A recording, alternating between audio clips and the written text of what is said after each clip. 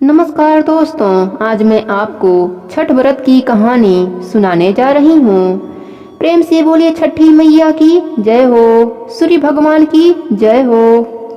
राजा प्रियवंद को कोई संतान नहीं थी। तब महर्षि कश्यप ने पुत्र प्राप्ति के लिए यज्ञ कराकर प्रियवंद की पत्नी मालिनी को यज्ञ आहुति के लिए बनाई गई खीर दी। इस यज्ञ के प्रभाव से उन्हें पुत्र हुआ, लेकिन वह मृत पैदा हुआ। राजा प्रियवंद पुत्र को लेकर शमशान गए और पुत्र वियोग में प्राण त्यागने लगे। उसी वक्त भगवान की मानस पुत्री देवसेना प्रकट हुई और उन्होंने कहा, सृष्टि की मूल प्रवृत्ति के छठवें अंश से उत्पन्न होने के कारण मैं षष्ठी कहलाती हूँ। राजन, तुम मेरी पूजा करो और इसके लिए दूसरों को भी प्रेरित करो। राजा ने पुत्र इच्छा से देवी षष्ठी का व्रत किया और माता के कृपा से उन्हें पुत्र रत्न की प्राप्ति हुई।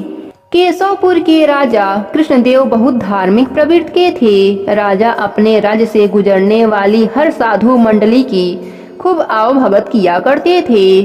उन्होंने राज्य में यह ऐलान करा रखा था कि हमारी सीमा में किसी भी ओर से कोई भी साधु मंडली या कोई साधु प्रवेश करे, इसकी सूचना हमें तुरंत दी जाए।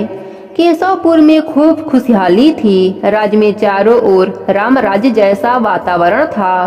पर राजा कृष्णदेव अंदर से बहुत दुखी थे, क्योंकि उनका कोई संतान नहीं था। एक दिन उस राज्य में महर्षि कश्यप आए।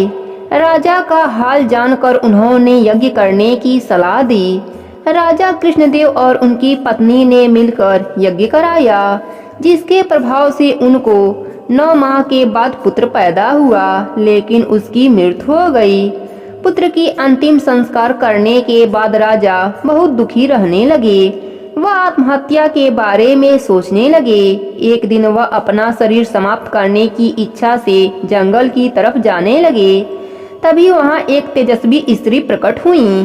राजा ने पूछा, आप कौन है देवी? वह स्त्री बोली, मैं सृष्टि की जो देवी हैं उनके 6 भाग हैं और छठवें भाग में मैं हूँ। मेरा नाम षष्ठी माता है। मैं सूर्य भगवान की बहन हूँ। राजन, अगर मेरा व्रत तुम्हारी पत्नी श्रद्धा भाव से करे तो मैं पुत्र पौत्र प्रदान करूंगी। राजा प्रसन्न होकर माता को प्रणाम किया और खुशी खुशी अपने राज्य आए। सारा बात अपने पत्नी से कहा। रानी भी व्रत के लिए उत्साहित हो गई। राजा ने पूरे राज्य में यह घोषणा करा दी कि कार्तिक छठ व्रत सब कोई करेगा। राजा रानी ने व्रत किया। माता के आशीर्वाद से रानी को 9वें महीने में पुत्र रत्न की प्राप्ति हुई। छठी माता के आशीर्वाद से उनका पुत्र सुंदर, सुशील और बहुत ही प्रतापी था। माता के आशीर्वाद से राजा का राज्य अन्य धन से भर गया और राजकुमार दीर्घायु हुआ। हे छठी माता, जिस तरह राजा रानी की इच्छा आपने पूरी करी, उसी प्रकार सभी व्रत करने वाले स्त्रियों का करना। किसी भी माता को पुत्र शोक मत देना। कहानी अधूरी हो तो पूरी करना, पूरी हो तो मान रखना। प्रेम से बोलिए छठी मैया की जय हो, सूर्य भगवान की जय हो।